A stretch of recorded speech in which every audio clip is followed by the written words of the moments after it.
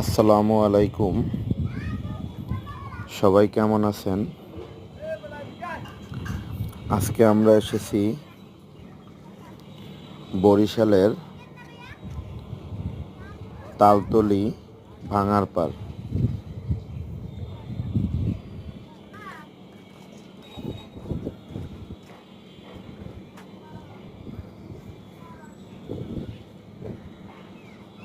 দেখুন নদীর মাঝে কি সুন্দর চর।